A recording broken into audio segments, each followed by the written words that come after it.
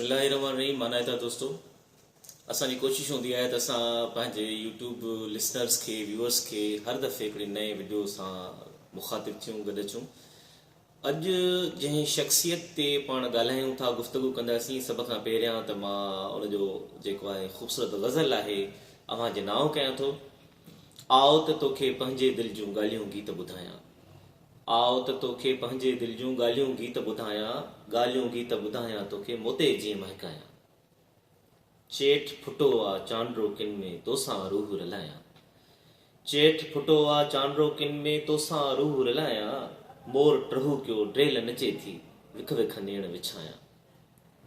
रोहीड़े जी रुत में तुंहिंजो गीत बसंती गायां, रोहीड़े जी रुत में तुंहिंजो गीत बसंती गायां।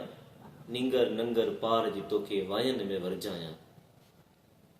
धरती शाह लतीफ़ जी तोसां नातो शाल निभायां, धरती शाह लतीफ़ जी तोसां नातो शाल निभायां। अमुन अमान जी नगरीअ खे शल बेवस बिश्त बणायां। मुंहिंजे साईं, अॼु 13 डिसंबर जो ॾींहुं आहे ऐं अॼु खां तक़रीबन 15 साल पहिरियां यानी 2008 में 13 डिसंबर ते सिंधी ॿोलीअ जो क़दावर शाइर, अज़ीम इंसान, सुठी ऐं ख़ूबसूरत सोच जो मालिक, जंहिं लफ़्ज़नि जो ज़ख़ीरो ॾिनो, जंहिं असांखे फितरत जा रंग ॾिना पंहिंजी शाइरीअ में, उहो ताजल बेवस आहे। साईं ताजल बेवस जो जनमु 22 सेप्टेंबर 1938 में तालके सुबोदेरे जे ॻोठ पीर हयात शाह में थियो। ऐं ताजल बेवस जो बचपन गुरबत में गुज़रियो, महरूमिन में गुज़रियो, तकलीफ़ुनि में गुज़रियो, अज़ियतुनि में गुज़रियो। हू माल चारींदो हुयो, मालवंद हुयो, झरझंग घुमंदो वतंदो हुयो।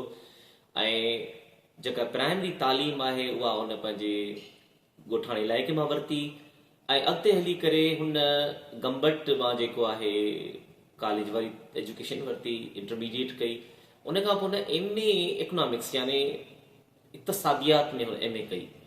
इक़्तिसादियात मां MA जेका आहे हुन सिंध यूनिवर्सिटी मां कई ऐं उहा हिकिड़े जेको आहे प्राइवेट स्टूडेंट तौरु, जेको रेगुलर स्टूडेंट न हूंदो आहे, कॉलेज में पढ़ंदो आहे, उन तौरु कई। पर हुन कामयाबियुनि जा रिकॉर्ड टुटे छॾिया। 1960 में पहिरीं हुनखे नौकिरी मिली ऐं हू टीचर मुक़ररु थियो। उन खां पोइ हुनखे कामयाबियुनि जा दर खुलंदा विया, अॻिते वधंदो वियो।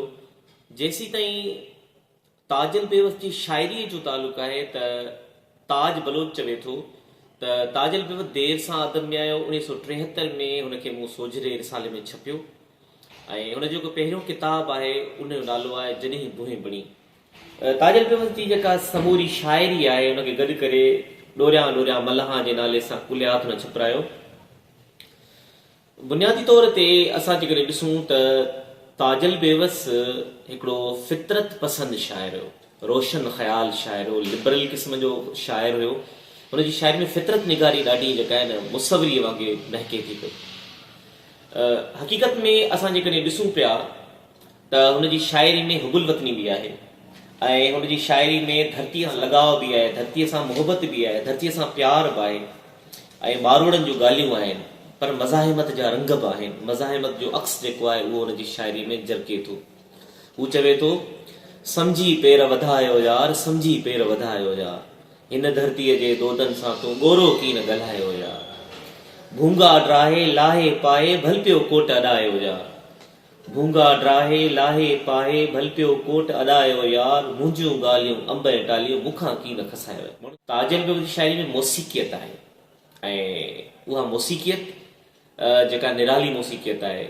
ऐं ताजल बेवस पाण जेको आहे उहो ॿोलीअ जो माहिर त हुयो पंहिंजी जाइ ते, पर मौसीक़ी जो ॼाणो हुयो। हुनखे ख़बर हुई त लफ़्ज़नि में रिदम कीअं आणिजे, लफ़्ज़नि में इमेजरी कीअं आणिजे, लफ़्ज़नि में अक्स कीअं आणिजनि, लफ़्ज़नि में जेको आहे कीअं मोह पैदा कजे।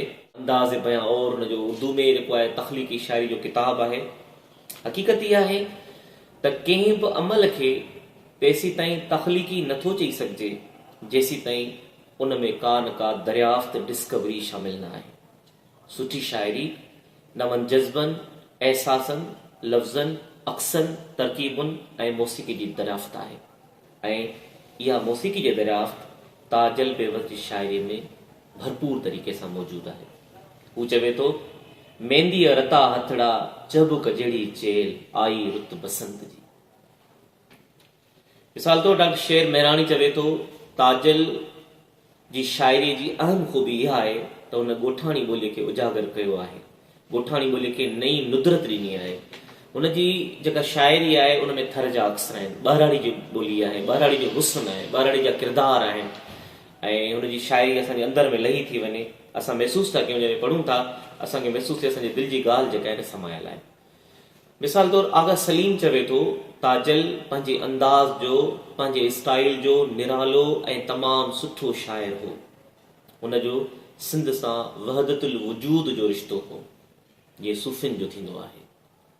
सारी सिंध जे कलाम मां पंहिंजो पाण खे इज़हार पई करे। ॾिसो मुज़सामीन, हिंद ऐं सिंध जो बहितरीन कवि, बहितरीन तख़लीकार ताजल बेवस चवे थो, सिंध मुंहिंजी अमां सूंहं तुंहिंजी मथां, छा लिखी छा लिखां। हाणे इहो जेको कलाम आहे, इमदाद हुसैनी चवे थो जेकॾहिं ताजल बेवस ॿियो कुझु बि न करे हा ऐं सिर्फ़ु इहो कलाम तख़लीक़ करे हा त उहो तारीख़ जे वर्कनि में जीअरो हुजे हा। ताजल बेवस अॼु असां वटि मौजूदु न आहे। कराची जे हिकिड़े क़ब्रिस्तान, चोखंडी क़ब्रिस्तान में जेको आहे मिटीअ मां हवाले आहे, पर उहो असांजे दिलनि में धड़के थो, असांजे दिलि में जीअरो रहंदो।